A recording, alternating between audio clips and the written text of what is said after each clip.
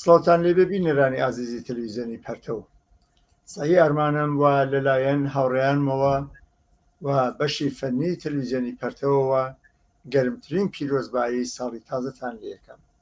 نەورۆزتان پیرۆز بێ و بەهار و ساڵی تازەتان لێ پیرۆز بێت. لەم ساڵ وە سەرەتای ئەم ساڵ یادی هەموو ئازیزانێکی کە گیانیان لەدەستدا لە ڕێگای ئازادی و ڕفاه و بەرابەریدا ڕێز لێ دەگرین و لەگەڵ کەس و کار و ئازیزانیان هاوپشتی خۆمانیان لەگەڵ دەرئەبرین و خەمخۆری ئەوان هەین. هەروەها بۆ ئەوانەی کە نابینا بوون، نەخسی عوزر بوون و ئێستا لە زیندانەکانی جمهوری ئیسلامیان پەیامی هاوپشتی خۆمان نێرین. سەرنجتان ڕاکێشم بۆ پەیامی هاوڕێ ساڵحی سەرداری دەبیری کومیتەی کوردستانی حزبی حکمەتیست. هاوڕێ ساڵحی سەرداری ئەگەر دەنگی منت هەیە فەرموو میکرۆفۆن لە اختیارتایە و پەیامەکەت بگەێنە بە خەڵکی کوردستان. بەڵێ زۆر سپاس. کۆمەڵانی زەحمەتکێشی خەڵکی شارەکانی کوردستان، ژنان و پیاوانی ئازادی خواز، لاوانی تێکۆشەر، بە بۆنەی هاتنی ساڵی تازەوە پڕ بەدڵ لەلایەن خۆم و هاوڕێیانم لە حیزبی حکمەتیست پیرۆزباییتان لێ دەکەم و هەروەها هاودەردی و تەسلیەتی خۆمان بە بنەماڵەی ئەو ئازیزانە ڕادەگەیەنم کە لە ساڵی ڕابردووە گیانیان لە دەستا و جمهوری ئیسلامی گیانیانی لێ زەوت کرد.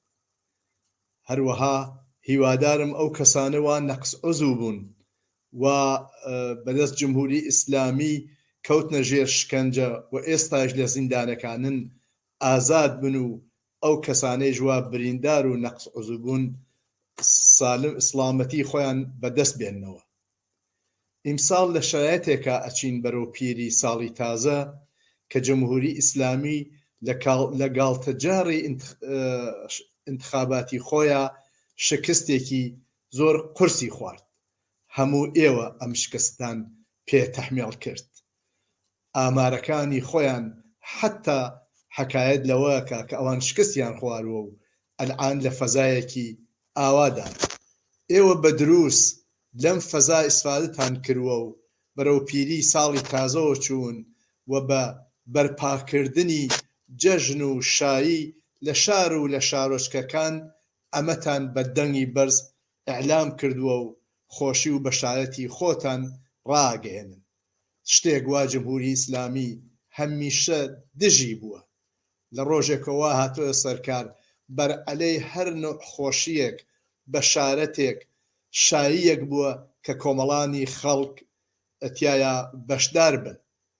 بەڵام ئێوە لە سێ چوار ڕۆژی ڕابردووتە هەموو ئەم قەوانین و دابوونەریتە کۆنەپەرستانەی جمهوری ئیسلامیتان ناژێر پێ و بە بەرپاکردنی تەجەموع و ئاورکردنەوە و هەڵپەڕکێ و شایی ڕەشبەڵەک و کوڕ و کچ دەست لە ناو دەست یەک، پیر و جوان دەست لە ناو دەست یەک ئەمەتان ڕاگەیان و لە مەقابڵی جمهوری ئیسلامی وێستان. جمهوری ئیسلامی لە بەرچاوی زەقی خۆیەوە ئەو شایی ئێوەی بینی و نەیتوانی، چون بە نەزەر من لە ئیدامەی شکستەکانیە و ئەو بەحرانانەوە دامەنگیری بووە و بە تایبەت ئەم گاڵتەجارەی انتخابات کە خەڵکێکی زۆر حتا بەشێک لەوانەوە دار و دەسەی خۆی بوون و ساڵها ڕەیان داوە پێی، ئەمە شکستێکی قورسی خوار بوو. بۆیە ئەم فەزا باز بوو و ئێوە بە دروست ئەم فەزاتانە تەشخیصدا و ئەو خواست و شتانەی خۆتان تەحمیل کرد، عەمەڵەن برتانە بەرەو جەشنتان گرت، دەست لە ناو دەست یەک لە کەناریەکە هەڵپەڕین. ئەمە هیچ خۆشایەن بۆ جمهوری ئیسلامی نەبوو. ئەگەر دەستی نەدایە وەحشی گەری و ئەوانە هین ئەوە نەبوو کە خۆشی هاتووە یا چوزانم عەقیدەی بە ئازادی پەیاکەوە، بەڵکو هین ئەوە بوو کە ئێوە بە قودرەتەوە بە تێگڕایی لە کەناریەکە وێسان و لە مەقابڵیە ئەو جەژنەتان بەرپا کرد.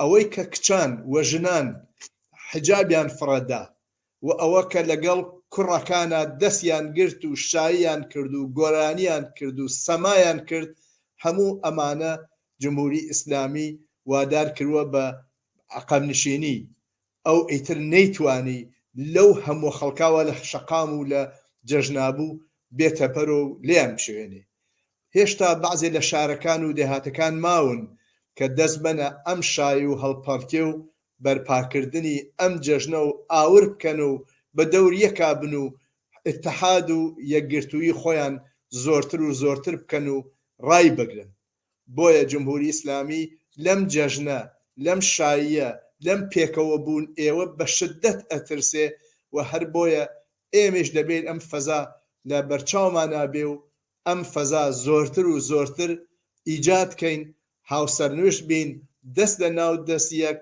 عەلەی جمهوری ئیسلامی و عەلەی دابوونەریتەکەی تێبکۆشن ئومیدوارم ڕۆژ بە ڕۆژ سەنگەرێکی تر فەتحکەین و جمهوری ئیسلامی وادار بە پاشەکشێ بێت ئەوە نەزەعیفیکەین کە بێلەخەرە لە گۆڕی بێن و خەڵکی ئێران و کوردستان و بەشێک زۆر لە بەشەریەت نەجاتی وێ بەدەست ئەم وەی شومەی نەهاتەوە یانێ حاکمێتی ڕەشی جمهوری ئیسلامی جارێکی تر نەورۆستان لێ پیرۆز بێ زۆر سپاس هاوڕێ ساڵی سەردابی مەمنون بینەرانی عەزیز مەمنون کە تام کاتە لەگەڵمان بوو